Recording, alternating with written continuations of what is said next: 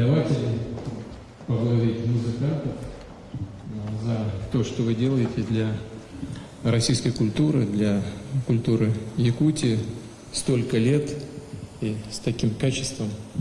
Спасибо вам большое. Музыка – это удивительное искусство, так же, как танец.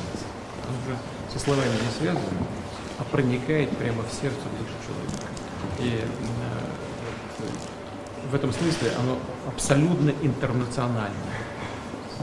И то, что наша страна, наша национальная страна, и вот то, что мы имеем возможность в том числе и посредством музыки лучше узнавать друг друга, это вот в этом и заключается огромная роль искусства, в том числе музыкального искусства, для создания единого культурного пространства нашей многообразной Родины. Так что вам спасибо большое за то, что вы этим занимаетесь, любите это, и желаю вам всяческих успехов. Немножко, думаю, что не буду утомлять большим отчетом, да? Но отчитаться перед вами я обязательно должна.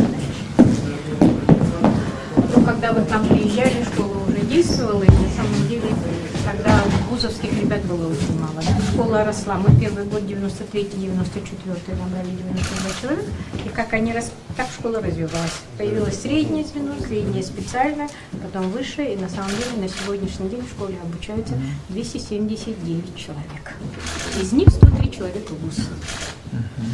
Вот. Ну, через 12 лет после того, как мы открылись, появился первый профессиональный коллектив классической музыки. Это государственный ансамбль скрипачей, вы сейчас их услышите.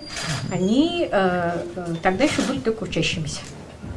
А через 18 лет появилась государственная филармония.